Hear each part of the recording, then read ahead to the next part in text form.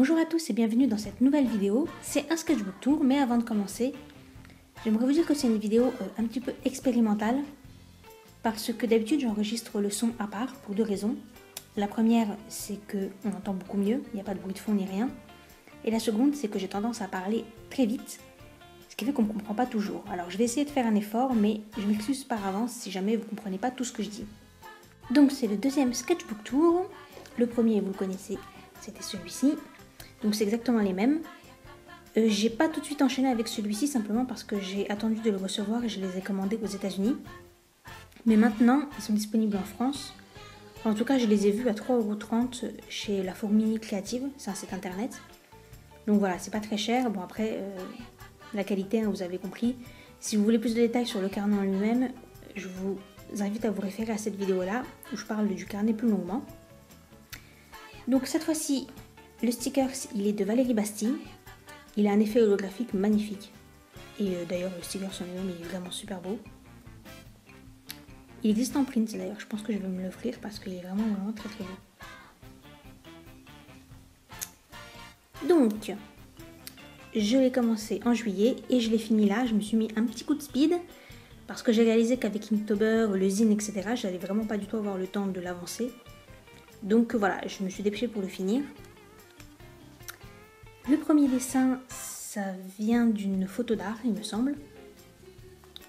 Et l'intérêt, c'était, j'aimais beaucoup le dos et la lumière dessus. Donc voilà, je l'ai redessiné. Ensuite, alors ça, je pense que vous l'avez vu et re-revu. Il a été beaucoup dessiné cet été. Je l'ai vu en pins, je l'ai vu sur plein d'illustrations. Je m'en suis servi moi-même pour une de mes illustrations qui sont sur Instagram. Là, c'est tiré d'une case d'un manga que j'avais passé sur Tumblr et tout l'intérêt, vous l'aurez compris, c'était l'effet de lumière du téléphone. Alors là, oh ça brille! Oui, j'ai carrément collé des brillants, hein, je n'ai plus aucune limite. C'est la constellation du lion. Et en fait, je voulais faire une galaxie, j'avais pas trop d'idées.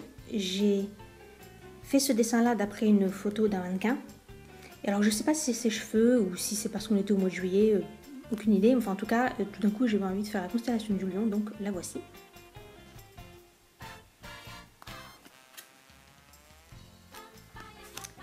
Ensuite, nous avons une petite armée de flamants roses.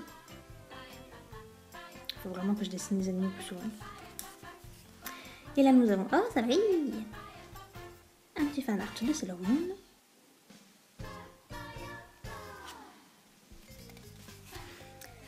Ensuite, alors ça, mais comment c'est dur de dessiner les objets symétriques. J'ai pas voulu utiliser de règles, d'équerre, etc. Je me suis dit quand même pour un sketchbook que c'est un peu abusé. Mais vraiment, j'ai galéré. Au bout d'un moment, j'ai lâché l'affaire. Je me suis dit, bon, c'est à peu près symétrique, donc on va dire que c'est bon. Mais c'était hyper difficile.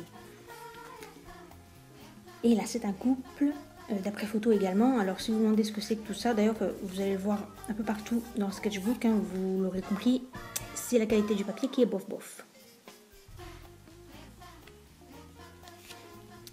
Ensuite, et oui, un décor avec encore un animal. J'adore ça, dessiner les animaux, mais je sais pas pourquoi, j'ai jamais trop l'idée de les inclure dans mes dessins. Je vais essayer de m'améliorer un petit peu.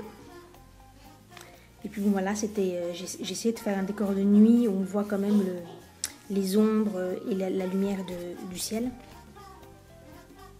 Bon, c'est pas hyper bien réussi, mais bon, c'est pas une catastrophe non plus. Ensuite, double page du milieu. Alors là, c'était une photo de mode, mais que j'ai quand même pas mal modifiée, puisqu'à l'origine, c'est un mannequin qui est en train de remettre ses talons aiguilles, et elle est en tenue de soirée, donc rien à voir avec l'écolière qui relasse ses lacets. Et là, waouh, double page qui brille! Donc ce sont deux simples portraits. Alors pour vous dire la vérité, mon idée de départ, c'était de faire le fond avec du washi tape, comme on voit beaucoup en ce moment, et puis en plus j'ai plein de washi tape, je les achète à Action, ils sont vraiment pas chers. Sauf que entre le moment où je les ai dessinés et le moment où je les ai peints, bah j'ai oublié. Du coup j'ai sorti ma peinture Kuretake, j'ai fait le fond, donc là en nacré et là en doré. Et c'est bien longtemps après que je me suis rappelé que c'était pas ça que je voulais faire à l'origine. Bon, c'est pas grave. Là, ah ouais, encore une fois du décor. Ah oui, vraiment là, je me suis lâchée dans ce carnet. Même là, il y a du décor. Alors je sais, il n'est pas top top, mais quand même, c'est du décor. Et j'aime beaucoup ce dessin, je pense que c'est mon préféré du carnet parce que c'est une scène de vie. Je crois que c'est la première fois que je dessine un personnage qui mange. Enfin, c'est vraiment pas des choses. Déjà, la scène de vie, j'en fais pas beaucoup, mais alors des repas, encore moins, je pense. Et c'est d'après une photo. Là, c'était juste histoire de dessiner un garçon, et je crois que le modèle, c'est une photo que j'ai vue sur Pinterest, complètement par hasard. Et là, donc, oh, ça brille!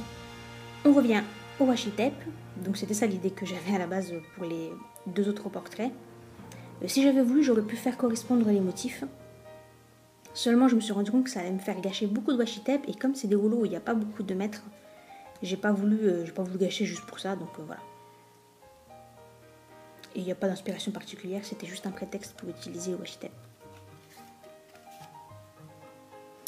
Alors ici, nous avons un cristal avec le papier dégueulasse qui a tout fait transpercer. Bon, bref, pas grave.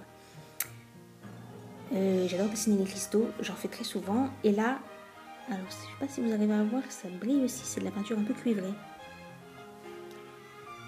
À l'origine, c'est une peinture de maître avec une femme qui, je crois qu'elle joue du piano ou de l'allier, enfin bon bref.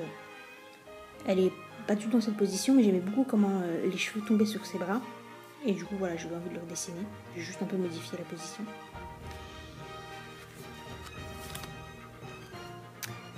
Alors là, c'était d'après une photo et c'était juste l'attitude que j'aimais bien. Et là, croyez-le ou pas, je me suis fait violence pour ce dessin parce que je me suis rendu compte que j'avais beaucoup de mal à faire des colorisations avec des couleurs fantaisistes qui ne correspondent pas à la réalité. Par exemple, des personnages avec la peau bleue ou verte ou des objets qui ne sont pas d'une couleur naturelle, j'ai énormément de mal. Alors c'est déjà ce qui s'est passé avec ce décor. Ce que j'aimais beaucoup, c'était les couleurs pas très réalistes. Et j'ai fait la même chose là. J'ai vu passer une photo dans ce type de couleurs complètement modifiées sur l'ordinateur. Sur Pinterest, je crois que c'était sur Pinterest. Et du coup, voilà, je me suis dit, allez, essaye un peu. Ça me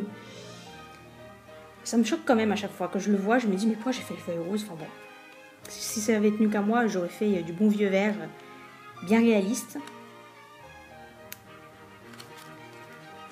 Et la dernière image. Ah, ça brille! La magnifique couleur gris irisé violet, je pense que vous la reconnaissez, je m'en suis servi déjà dans pas mal de dessins. C'est la couleur faite maison par Rachel Bess. Elle a une boutique sur Etsy.